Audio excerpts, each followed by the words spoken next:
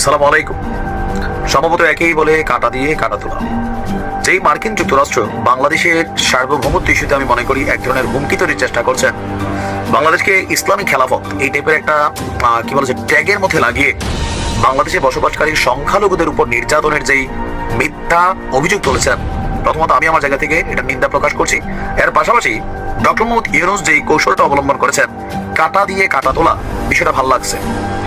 দেখেন, আমি আবার বলি, রাজনৈতিকভাবে আমার আপনার বিভিন্ন অবস্থান থাকতে পারে, কিন্তু যখন বাংলাদেশের ইমেজ ইস্যু, এটাকে আপনি যদি মনে করেন যে না এখন আমরা ক্ষমতা নাই, সো এটাকে আমরা প্রচার প্রপাগান্ডা চালাই, আমাদের রাজনৈতিক দল ক্ষমতায় আসবে, অতীতে বিএনপি জামাত করছে, এখন আওয়ামী লীগের তারা করছেন, এটা বাংলাদেশের জন্য কল্যাণকর না। দেশের ইমেজ যেখানে আসবে সেখানে রাজনীতি পরে, আগে হচ্ছে দেশ। আপনারা জানেন যে মার্কিন যুক্তরাষ্ট্রের যিনি গোয়েন্দা প্রধান আছেন, আপনার তুলসী গ্যাবার্ড, তিনি বাংলাদেশ ইস্যুতে যে অভিযোগ তুলেছেন, মুহূর্তের মধ্যে তা আন্তর্জাতিক বিশ্বে ছড়িয়ে গেছে। আর এটা নিয়ে সরকার, জাতীয় আমাদের যে কি বলে যে সরকারের প্রধান উপদেষ্টা কার্যালয় থেকে বিবৃতি দেওয়া হয়েছে, এটাকে আবার ফ্রান্সের এম্বাসি তারা কিন্তু শেয়ার করছে। ফ্রান্স এটাকে শেয়ারের মাধ্যমে সহমত জানিয়েছে। তবে ডক্টর ইউনূস করছেন আরেকটা জিনিস। এই মুহূর্তে বাংলাদেশে আমেরিকার একজন মন্ত্রী, আপনার ওনার নাম হচ্ছে গ্যারি পিটার্স, তিনি সফররত আছেন।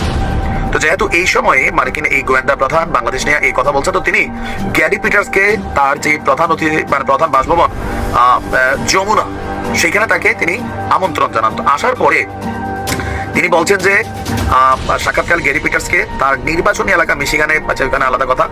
তো সংখ্যালঘু নির্যাতনের যে অভিযোগটা উঠেছে, ডক্টর ইউনূস সেখানে বাংলাদেশের সংখ্যালঘু নির্যাতনের যে ভুল তথ্যগুলো তুলসী গ্যাবার্ড এনেছেন, এটাকে প্রটেস্ট করে তিনি বলেছেন যে রাজনৈতিক দলগুলো আপনার যে সংখ্যালঘু নির্যাতনের ইস্যুগুলো আমরা বাংলাদেশে দেখি, সেটা হচ্ছে ধর্মীয় না, রাজনৈতিক। আমি বারবারই বলি, দেখেন আওয়ামী লীগের আমলে এদেশের অনেক আলেম ওলামা, কেউ কেউ নিজের দোষে, আবার কেউ কেউ সরকার নিজেদের স্বার্থে আলেম ওলামাদের উপর কিন্তু অনেক নির্যাতন হয়েছে, এটা বাস্তব, এটা অস্বীকার করার সুযোগ নেই।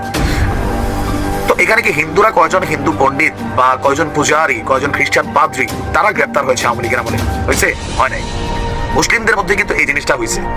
রাজনৈতিক প্রেক্ষাপট পরিবর্তনের পর যখন আমরা দেখছি যে বাংলাদেশের 95% আওয়ামী লীগের মুসলিম নেতাকর্মী তাদের বাড়িঘর হামলার শিকার হয়েছে, সম্পত্তি দখল হয়েছে, মব জাস্টিস হয়েছে, পালাইয়া আছে, মাইরা ফেলছে, এই প্রেক্ষাপটে 2-4 জন হিন্দু যারা আওয়ামী লীগের রাজনীতি করতো তারা বাড়ে পড়ছে।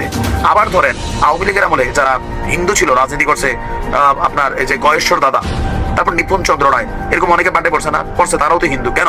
তারা পলিটিক্যালি বাড়ে পড়ছে। এরকম অনেক জায়গায় মারামারি হয়েছে, পিটাপিটি হয়েছে, সেগুলো আলাদা।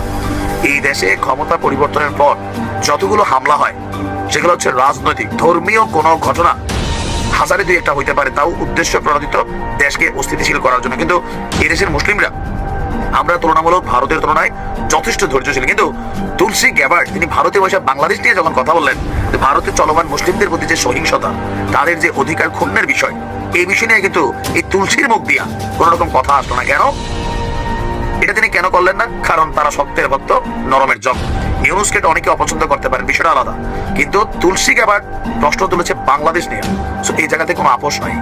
এটা খুব সুন্দর হয়েছে যে মার্কিন এই মন্ত্রীকে তিনি বিষয়টা বুঝাইছেন যে দেখেন আপনি আসছেন, ইভেন আমেরিকার সাংবাদিকদেরকেও ডক্টর ইউনূস দাওয়াত দিচ্ছেন, আমেরিকার মন্ত্রীদেরকেও দাওয়াত দিচ্ছেন, আপনারা আসেন, আইসা নিজেরা দেখেন, ইনভেস্টিগেশন করেন। ওই একজনের মুখ থেকে শুই না বাংলাদেশ ইস্যুতে কোনো সিদ্ধান্ত নেওয়া ঠাস করে না। কারণ ট্রাম্প প্রশাসন অলরেডি বেশ কিছু মুসলিম রাষ্ট্রের উপরে কিন্তু আপনার ভিসা নিষেধাজ্ঞা, আরো বিভিন্ন ক্রাইটেরিয়াতে তাদের বিরুদ্ধে কিন্তু অবস্থান নিচ্ছে। সেই তালিকায় বাংলাদেশকে ঢুকানোর জন্য কিন্তু সর্বোচ্চ চেষ্টা চলছে। আমরা এটা চাই যে আমেরিকানরা বাংলাদেশে যে ভুল তথ্য পাচ্ছে এটা সঠিকটা জানো। ভালো থাকুন।